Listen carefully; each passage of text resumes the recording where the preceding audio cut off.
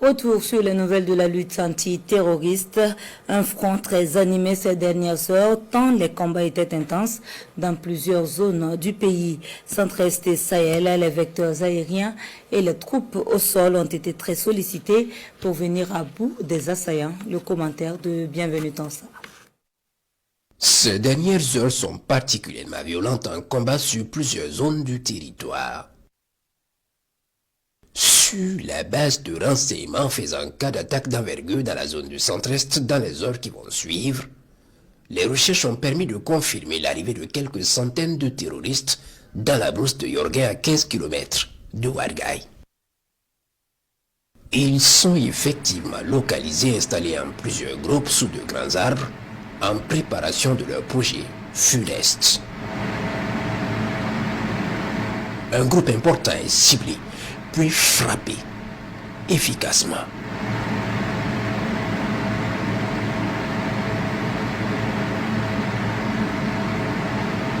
Les autres installés non loin de là prennent la fuite immédiatement pour se sauver.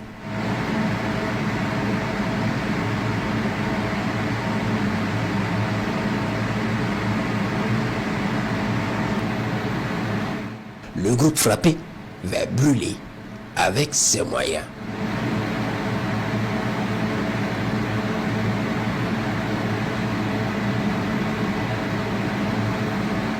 Les rescapés vont fuir vers les forêts de l'Est.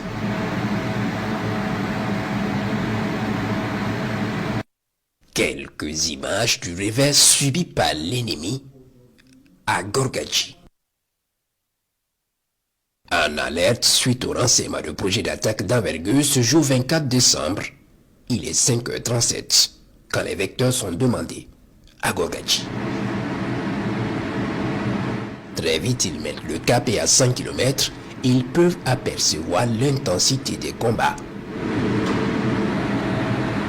À l'approche, les vaillants combattants annoncent que l'ennemi bat en retraite suite à sa défaite en quelques minutes de combat et fuit vers l'ouest. Il est exactement 6 heures quand la colonne de fuyards est détectée. On peut y voir une colonne longue d'environ 7 km sur plusieurs centaines de motos et de pick-up.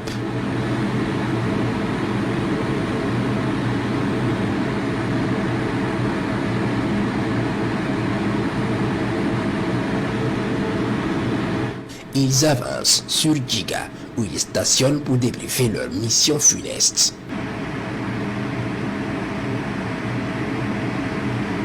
Ils convergent vers de grands arbres pour cela. Ils sont verrouillés et frappés efficacement.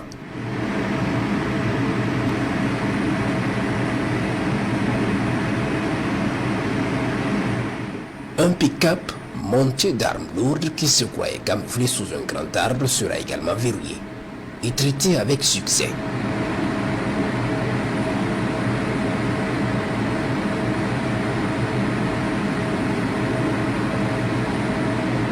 Les autres vont rapidement se mettre à fuir vers Gassiliki et Gaït Ngota en débandade.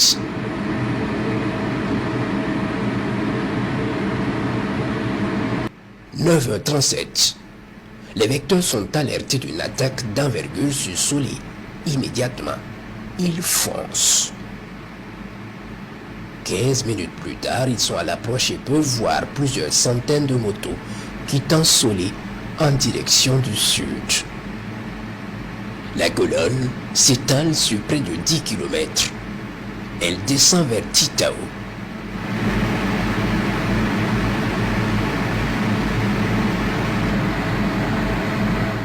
Plusieurs vecteurs vont donc être mobilisés pour l'intercepter. Ici, une longue colonne remonte vers Tougribouli, puis continue sa progression jusqu'à Pétiga, à 20 km de Baraboulé. Certains criminels s'infiltrent jusqu'à Bourreau.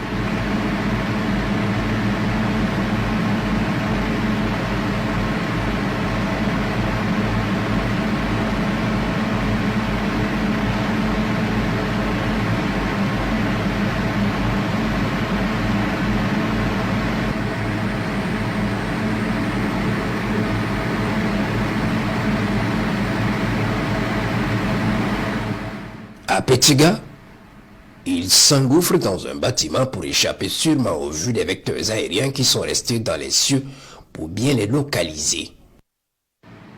Environ 15h30, lorsqu'ils sont frappés violemment.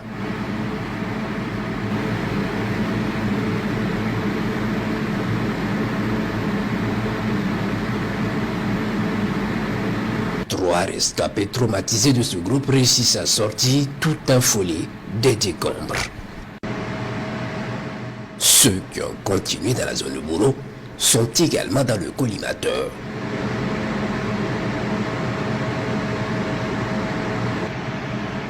Ce pick-up chargé de caisses de munitions et d'armes file pour gagner sa base.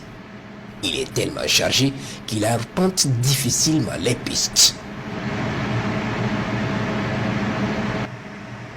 Nous sommes à Bourreau, ils vont soigneusement camoufler le véhicule logistique sous un arbre extrêmement touffu.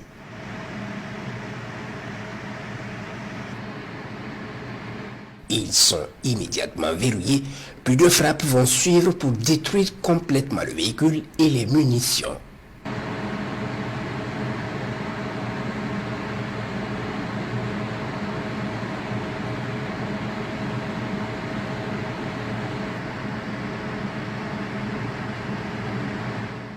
Il brûlera complètement.